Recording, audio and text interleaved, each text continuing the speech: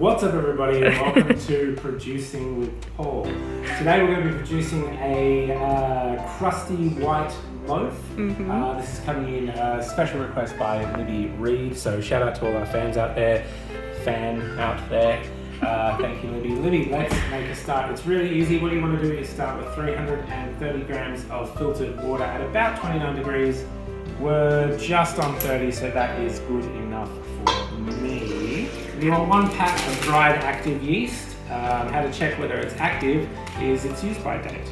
So that's pretty good. And you just want to combine that really well. You don't want any of the yeast to not be covered in water. The reason you want the water at 29 degrees is it starts the activation of the yeast.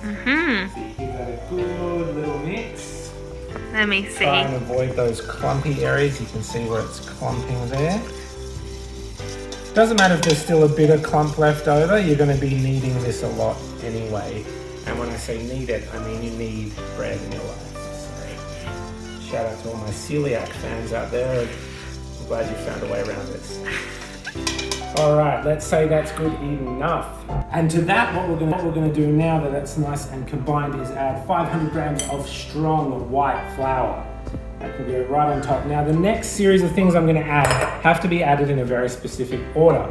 Okay, go slowly. There's a reason for this.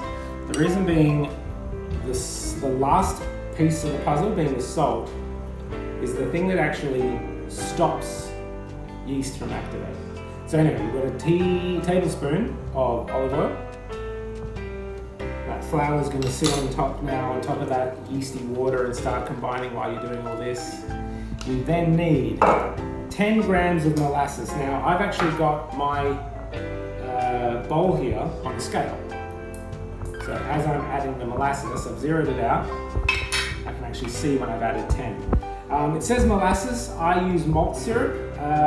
One reason for that is it's all we have in the kitchen. The other reason is I actually think it adds a different kind of flavor. Oh, that went faster than expected. Okay, so in this one, I've added 17 grams. But that's okay because the sugars in the molasses or the malt syrup are what are going to help the yeast rise. Okay, and the last piece that we're going to add now is the salt. Like I said, the salt actually inhibits yeast from rising, so you're only going to be adding 10 grams of this. Now, normally I chuck this in a Thermomix or a bread mixer, but because we're feeling quite artisanal, what I'm just going to do is wet my hands and get in there. Do it all by hand. I'm going to take that scale away. And here we go. Just with your fingers, don't get the whole hand in there. Just start combining it all. Don't worry if you feel like it's all stuck to your fingers, because with your other hand, you're eventually going to pull all that off. So get it all off the walls, get it all nice and combined. Start pinching it a bit, really get it combined and mixed over. You'll see the texture go from this sort of shaggy, sort of texture to something more like the dough you're after. It's going to take a bit of time when you're doing it by hand. Again, if you've got a bread mixer or a Thermomix, you can use that.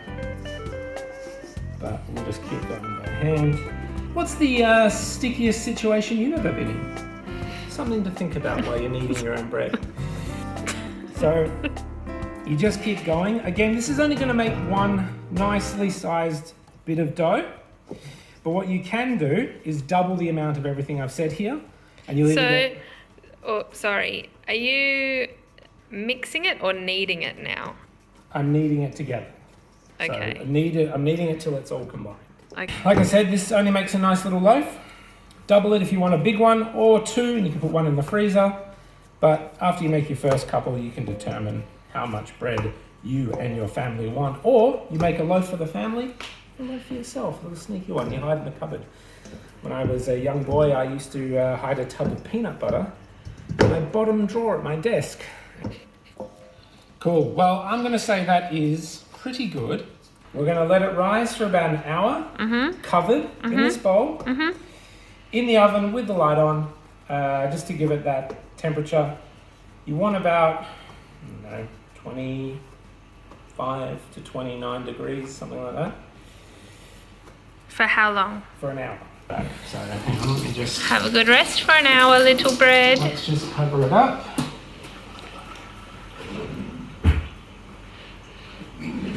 Tea towel will do. Night-night. We'll come back in an hour and see how that looks. So it's been about an hour, let's check on our dough.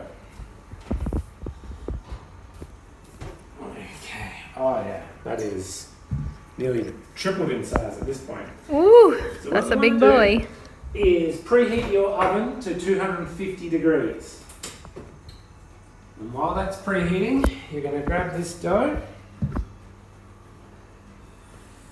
What are you sprinkling on the bench there? Just a bit of flour.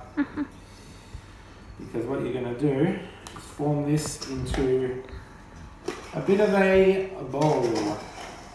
A bowl? Yep. Ooh. There.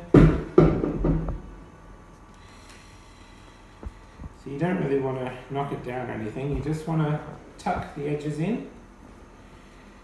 Keep tucking that in till it's a nice little ball. And you're getting the seam to go underneath. Yeah? Mhm. You just keep going around until you get the top getting nice and tight. So the top should start stretching as you're doing this. Oh, You yes. see it start stretching out there? Mhm. And then you want to grab yourself a little dish like the one I've got here on my left. Mhm. And you're just going to pre-flour that a bit.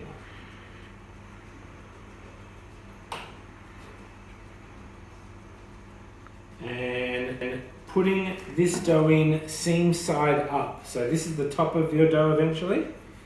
You grab that, seam side up. While that's preheating, we're just going to cover that and leave it for another 30 minutes, and then when we come back, we're going to put it in the oven. So it's been half an hour. Let's have a look at our dough. It is Whoa. once again, which is really great. Your oven and your casserole dish should be at a steaming 250 degrees. I'm just gonna, even though it's an enamel dish, I'm gonna put a little bit of polenta at the bottom just to stop it from sticking to the dish at all. Even coverage. Now, in one swift motion, you want to try and get this into your dish. So, here we go. Which was probably a bad idea. I think I deflated a lot of it, so you probably want to do it by hand next time. But we'll cover it, put it in here for 12 minutes at 250 degrees. Make sure you add about 4 or 5 cubes of ice. That's just to give it a bit of steam while it's cooking initially. And we'll check back on it in 12 minutes. So it has been 12 minutes at 250 degrees. We're just going to take it out now and have a look at that. It's got that nice little crack on top, which is what you want to see. Now you want to reduce your oven to 220 degrees. But like that crack is a key sign that you're on the right path. And then we're going to finish it off 30 minutes at 220 degrees with the lid off. We'll see you in 30 minutes. Right, it's been 30 minutes. So let's have a look at what's inside.